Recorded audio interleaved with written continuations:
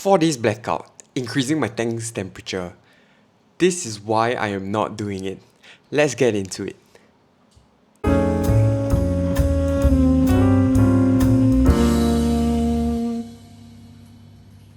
Hey you everyone, welcome back to another video by Serif. In this video, I'm going to give a quick update on my battle with Dinos and some possible methods of killing it.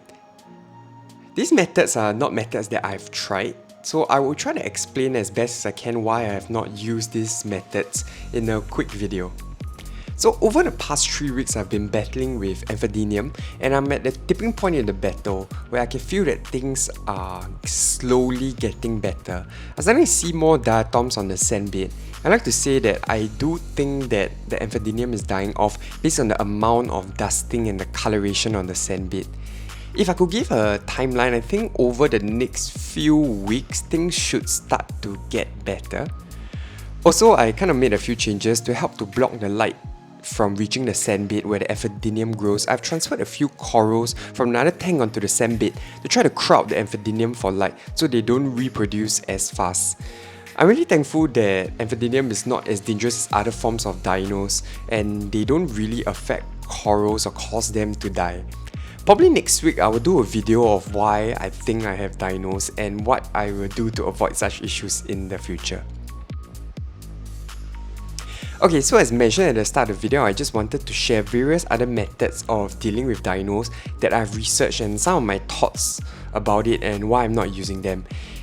These are definitely just my views. I wouldn't say that they are the best advice, but just based on my personal experiences and what I hear, this is what I think. So I am definitely still learning and growing, so I would love to hear your experiences and whether you disagree or agree. Alright, the first method that I have seen is to do a complete blackout for a couple of days. I think in general it makes sense because the dinos are reproducing by using the light energy. So what you want to do is to have a complete blackout on the tank and that can help to kill them off because they won't have any light energy to reproduce and to eat. So I decided not to do this because firstly Amphidinium has been hurt to survive even after a 4-day blackout because they just bury themselves into the sand and as you turn the lights back on, they come back alive. And secondly, my corals are all doing great, so I don't really want to rock the boat and do anything that might stress them out too much.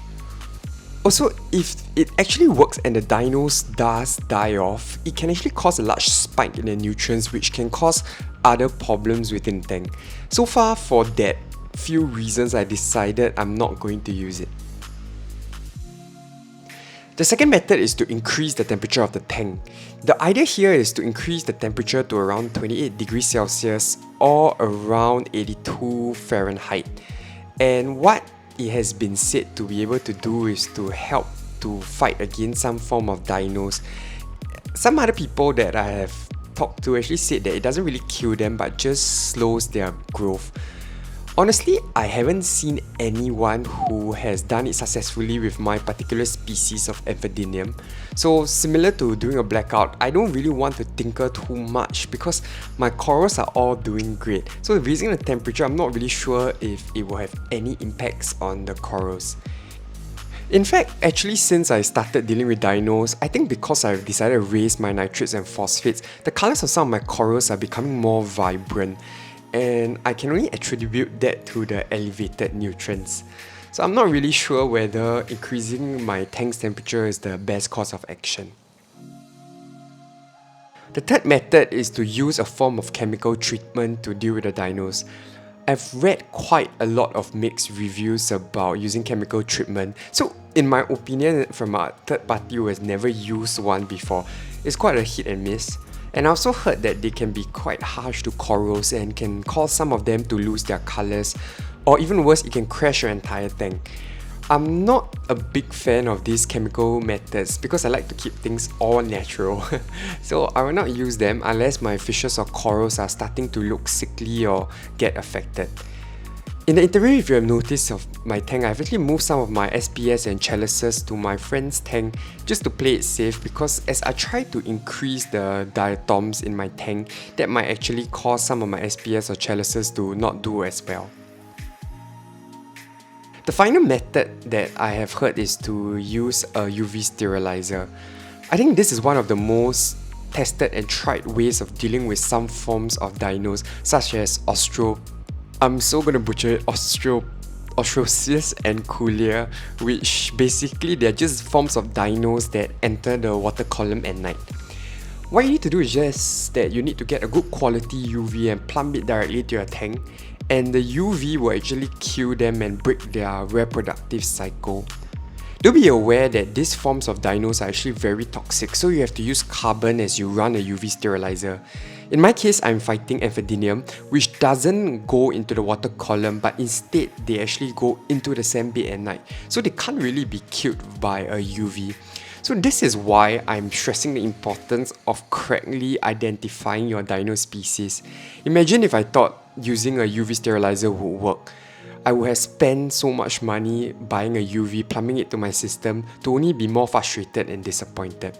So you really want to use a method that works best for the particular species of dinos that you are fighting. So these are the reasons why I decided not to use the above 4 methods. And just to give an overview, I am actually just dosing silicates and adding competitors to the reef tank to try to crowd out the nutrients as well as the light of my dinos. I think I'll wrap up my video right here on the other methods that I was thinking of doing but I didn't.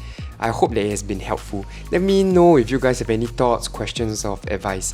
With that, I think I will end my video right here. Thank you for watching even though my tank is so ugly. Stay safe, love your tank. I hope to bring you good news next time. See ya. Bye bye.